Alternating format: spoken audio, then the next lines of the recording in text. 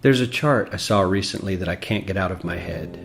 A Harvard business professor and economist asked more than 5,000 Americans how they thought wealth was distributed in the United States. This is what they said they thought it was. Dividing the country into 5 rough groups of the top, bottom, and middle 20% groups, they asked people how they thought the wealth in this country was divided. Then he asked them what they thought was the ideal distribution. And 92%, that's at least 9 out of 10 of them, said it should be more like this. In other words, more equitable than they think it is. Now that fact is telling, admittedly, the notion that most Americans know that the system is already skewed unfairly. But what's most interesting to me is the reality compared to our perception. The ideal is as far removed from our perception of reality as the actual distribution is from what we think exists in this country. So ignore the ideal for a moment.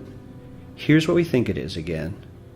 And here is the actual distribution. Shockingly skewed.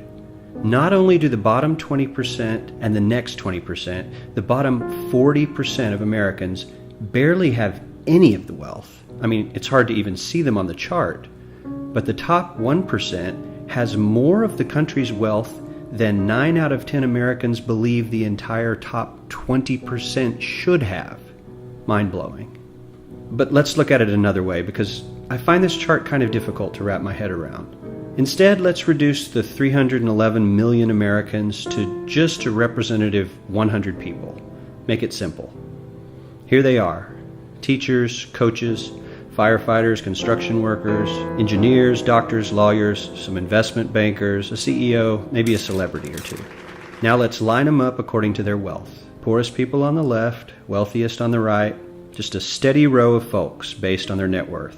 We'll color code them like we did before based on which 20% quintile they fall into. Now let's reduce the total wealth of the United States, which was roughly $54 trillion in 2009, to this symbolic pile of cash. And let's distribute it among our 100 Americans. Well, here's socialism, all the wealth of the country distributed equally. We all know that won't work. We need to encourage people to work and work hard to achieve that good old American dream and keep our country moving forward. So, here's that ideal we asked everyone about. Something like this curve. This isn't too bad. We've got some incentive, as the wealthiest folks are now about 10 to 20 times better off than the poorest Americans. But hey, even the poor folks aren't actually poor, since the poverty line has stayed almost entirely off the chart. We have a super healthy middle class with a smooth transition into wealth. And yes, Republicans and Democrats alike chose this curve. 9 out of 10 people, 92%, said this was a nice, ideal distribution of America's wealth. But let's move on. This is what people think America's wealth distribution actually looks like. Not as equitable, clearly, but for me, even this still looks pretty great. Yes, the poorest 20 to 30% are starting to suffer quite a lot compared to the ideal, and the middle class is certainly struggling more than they were, while the rich and wealthy are making roughly 100 times that of the poorest Americans, and about 10 times that of the still healthy middle class. Sadly, this isn't even close to the reality. Here is the actual distribution of wealth in America. The poorest Americans don't even register. They're down to pocket change. And the middle class is barely distinguishable from the poor. In fact, even the rich between the top 10 and 20 percentile are worse off. Only the top 10% are better off. And how much better off? So much better off that the top 2 to 5% are actually off the chart at this scale. And the top 1%, this guy, well, his stack of money stretches 10 times higher than we can show.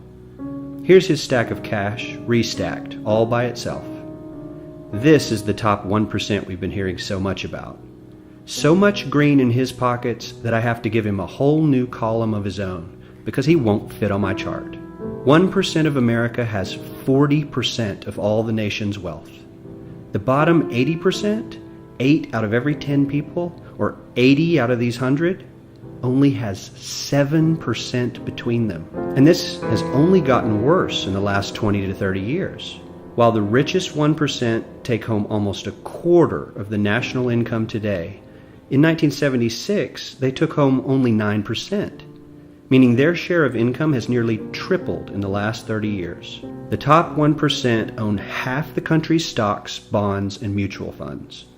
The bottom 50% of Americans own only 0.5% of these investments, which means they aren't investing.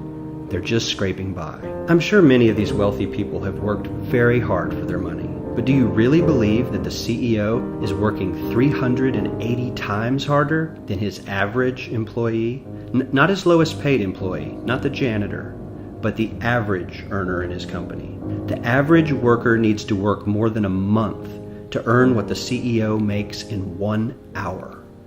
We certainly don't have to go all the way to socialism to find something that is fair for hardworking Americans. We don't even have to achieve what most of us consider might be ideal.